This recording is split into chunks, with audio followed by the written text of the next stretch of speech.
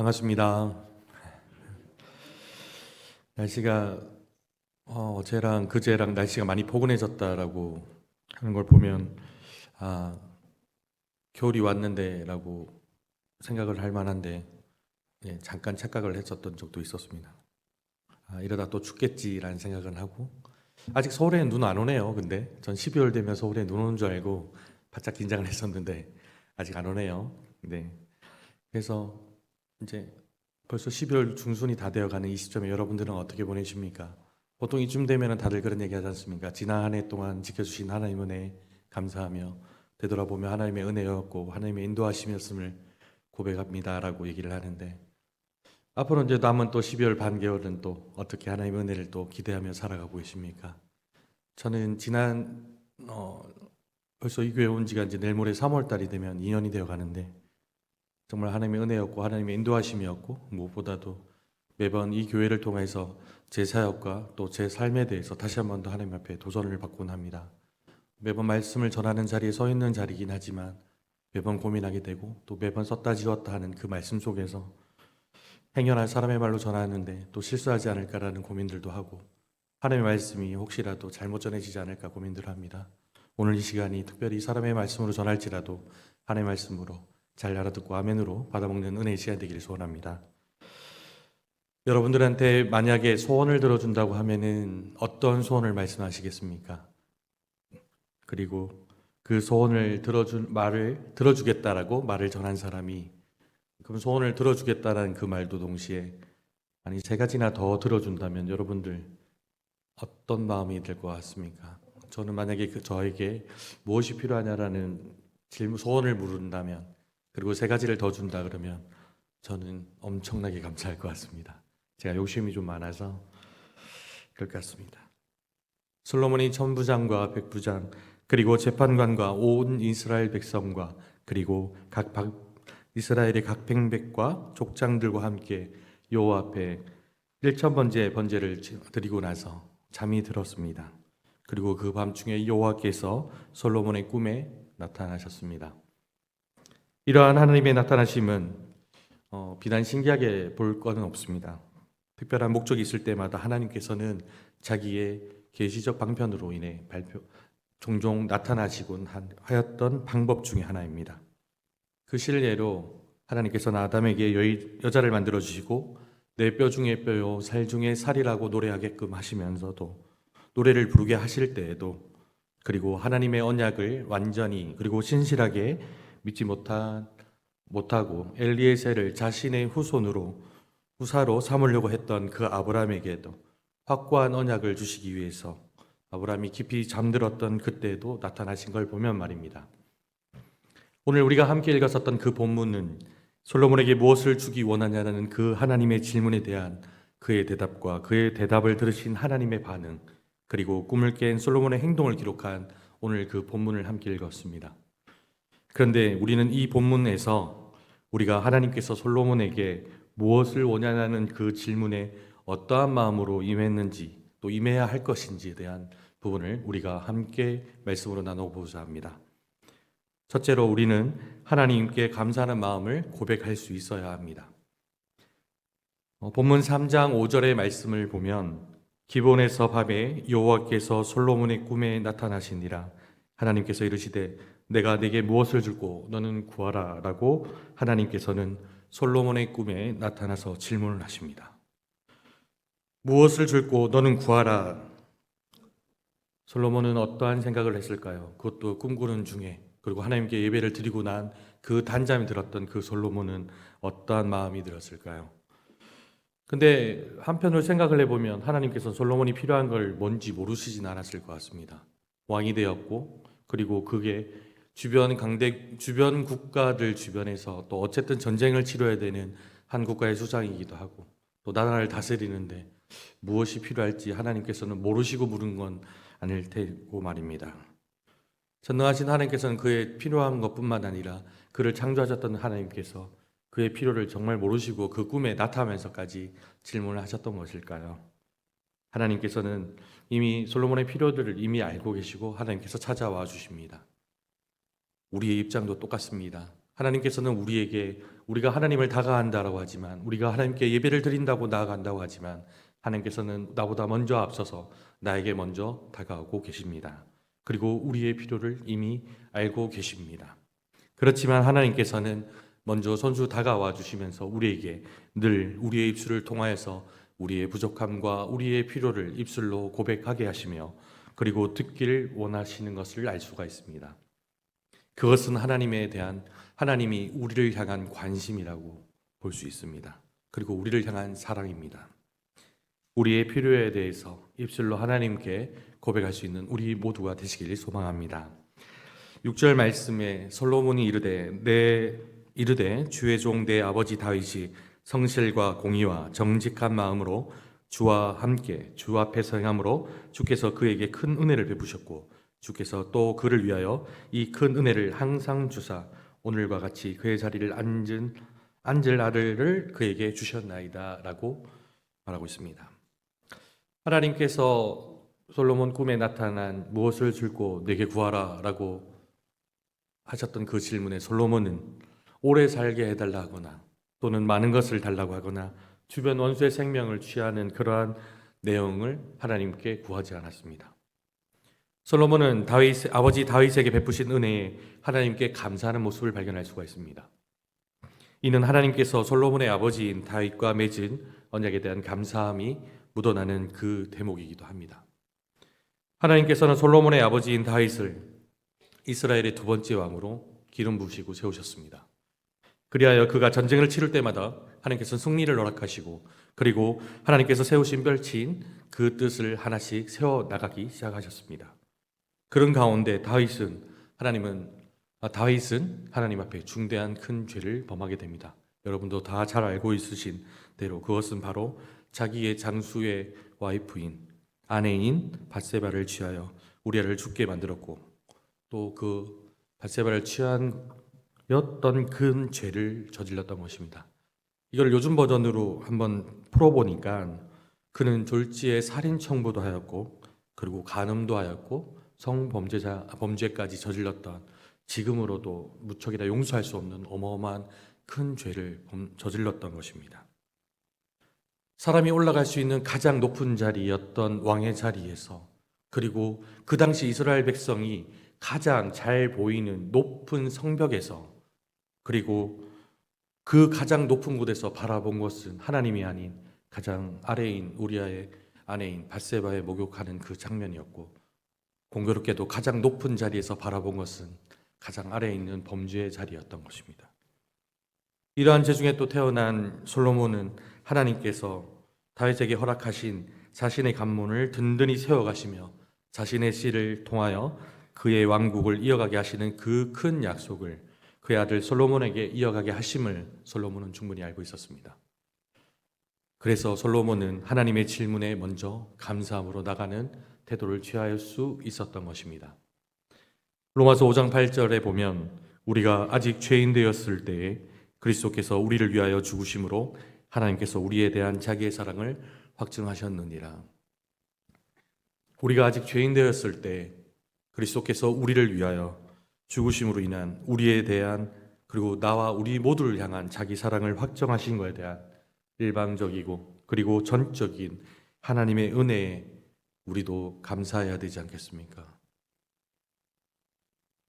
솔로몬이 하나님께 감사했던 그 모습대로 우리도 하나님께 감사하는 마음을 가지고 하나님 앞에 나가는 우리 모두가 되시기를 소원합니다. 둘째로 우리는 우리 자신의 분수를 알아야 합니다. 7절에 나의 하나님 여호와여 주께서 종의 아버지 다윗을 대신하여 왕이 되게 하셨사오나 종은 작은 아이라 출입할 줄 모르고 라는 말씀에 솔로몬은 다윗에 이어 이스라엘 왕이 될 자격과 자질이 충분한 사람이었습니다. 왕의 아들이면 당연한 것 아니겠습니까? 그는 그 당연한 자리에, 그리고 자신의 아버지 당연한 자리에 대해서 당연하게 받아들인 것이 아니라 자신의 아버지인 다윗을 은혜 안에 허락하시고 용서하시고 그 은혜를 또 그의 아들인 자기에게까지, 자신의 자리에까지 베풀어 주시고 왕권을 이어가게 하심을 고백하고 있습니다. 근데 우리가 잘못 이해를 하면 솔로몬은 무척이나 겸손했을 것이라고 생각하지만 그는 자기 자신이 어떠한 상황인지는 잘 알았던, 소위 자기 분수를 알았던 사람이었던 것 같습니다. 솔로몬은 자기가 서 있는 자리가 자신의 공로나 또는 자신의 아버지 덕택으로 인해 하나님 덕택으로 선 자리가 아니라 하나님의 무한하신 그 큰 은혜를 통하여 섰음을 고백하며 고백하는 자리 모습을 통해 자기 자신의 분수를 잘 알고 있었던 것입니다. 솔로몬은 자신에게 주어진 하나님의 백성인 이스라엘 백성들의 고통과 아픔, 그리고 신음을, 그리고 불의와 거짓된 속에서 바른 소리에 귀를 기울이고 또 분별함을 통하여 하나님의 뜻을 바로 세우며 순종하는 마음을 세우고자 하는 마음을 가지고 있었습니다. 우리 주변에 자기의 분수를 잘 알지 못하고 살아가는 사람이 얼마나 많습니까? 자신의 소득보다 더 과하게 소비하는 사람들도 있습니다. 그리고 자신의 부모의 재산이나 또 부모의 위치를 마치 자기 자신인 것 마냥, 자신의 위치인 것 마냥 내세우며 다른 사람들을 업신여기거나 또는 낮게 보는, 또 비교하는 사람들, 그리고 내가 가지고 있는 것이 영원한 것인 것 마냥 틀어지고 사는 사람들이 얼마나 많은지요. 우리의 신앙생활도 별반 다를 건 없습니다. 우리의 입장을, 그리고 우리의 처지를 잊고 사는 때는 없지 않겠습니까? 우리는 하나님의 자녀입니다. 그리고 영원하신 하나님의 기업을 상속받을 자녀입니다. 그런데 우리가 기억해야 될 것은 우리는 그 이전에 죄로 인하여 영원한 형벌 아래 영원히 죽을 수밖에 없는, 그리고 죄인인 나와 우리 모두를 위하여 하나님의 본인이시자 그의 독생자 아들 예수 그리스도께서 이 땅에 오셔서 인간의 몸을 입으시고 십자가의 고통을 경험하시고 그리고 사망을 통하여 음부까지 내려가셔서 정말 최고로 낮아질 만큼 낮아지는 그 낮아질 수 있는 것까지 낮아짐으로 인하여 우리의 사랑을 보여주셨던 그 하나님의 자녀임을 우리가 기억해야 됩니다. 이것은 오로지 하나님의 은혜요 하나님의 인도하심이었음을 우리는 꼭 기억해야 합니다. 잠언 3장 5절에서 7절 말씀입니다. 너는 마음을 다하여 여호와를 신뢰하고 내 명철을 의지하지 말라. 너는 범사의 그를 인정하라. 그리하면 내 길을 지도하시리라. 스스로 지혜롭게 여기지 말지어다.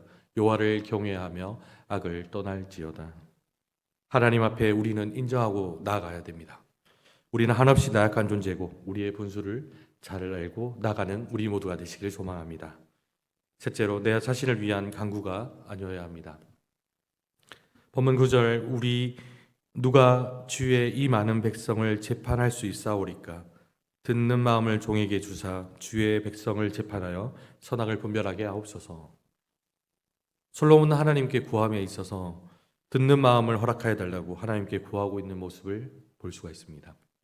이 문맥에서는 솔로몬에게 듣는 마음은 송사를 듣고 분별하는 지혜와 지혜롭고 총명한 마음과 의미상 동일한 것으로 솔로몬의 듣는 마음을 구한 것은 하나님께서 자신에게 허락한 백성들을 잘 다스리기 위함임을 알 수가 있습니다.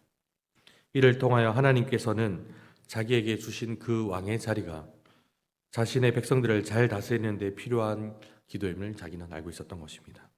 즉 자기 자신의 안위를 위한, 자기 자신을 위한 기도가 아니었던 것입니다. 세상은 자신을 위하여 투자하고 그리고 소비할 것을 종용하고 있습니다. 한 번 사는 인생, 아낌없이 나를 위하여 사용하고 쓸 것을 전달하고 있습니다. 세상은 물질과 쾌락을 향해 한 발짝 더 나아가고 있고 오히려 올인까지 하라고 오히려 부추기고 있는 상황들이기도 합니다. 우리의 신앙들도 별반 다를 건 없습니다. 나만 잘 믿으면 되고 그리고 나만 하나님 앞에 바로 서는 그 신앙의 자세는 별반 다를 건 없습니다.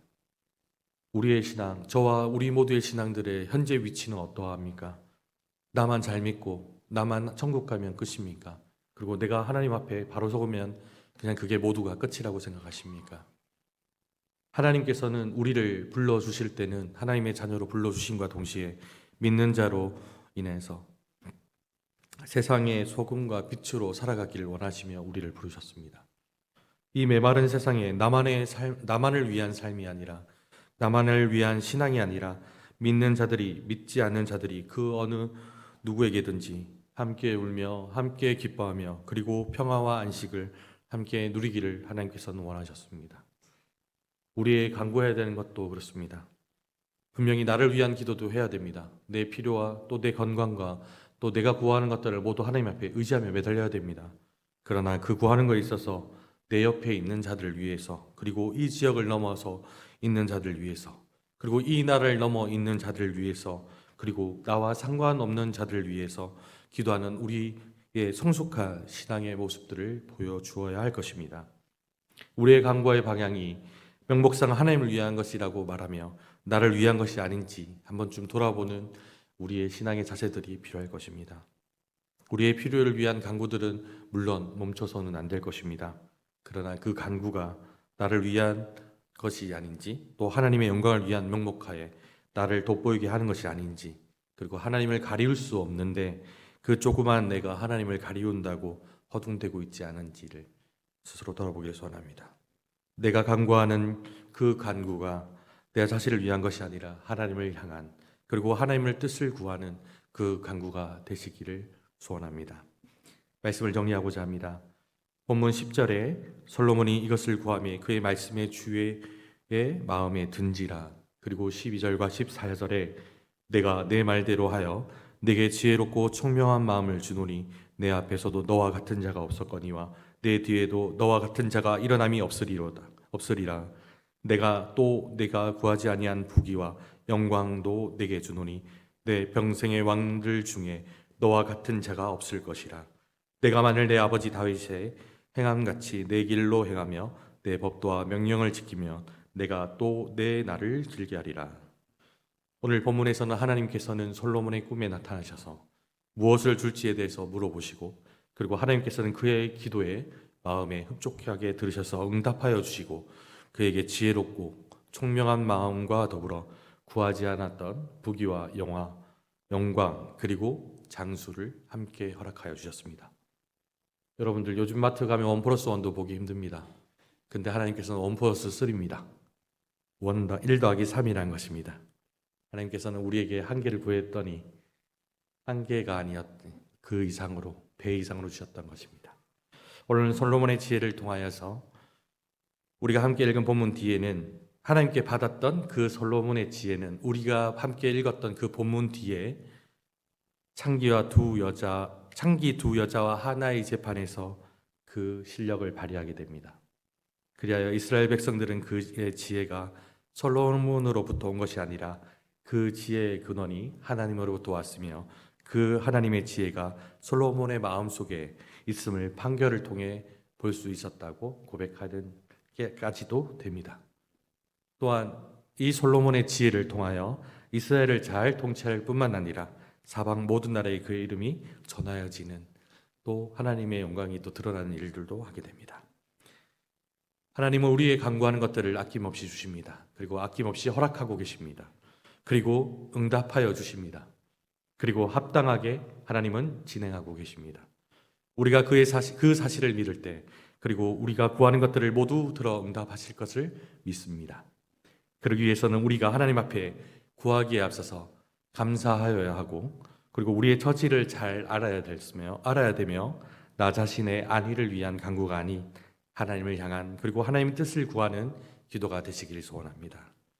오늘 우리가 이 시간을 통해서 우리의 신앙생활을 새로 점검도 하고 또 되돌아보는 시간이 되기를 소망합니다. 우리가 솔로몬처럼 지혜롭게 하나님을 구하는 모습을 통하여 우리가 하나님을 더욱 잘 믿으며 장차 펼쳐질 하나님 나라를 소망하며 하나님과 이웃을 더욱 사랑하시는 우리 삶과 신앙이 펼쳐지길 소망합니다.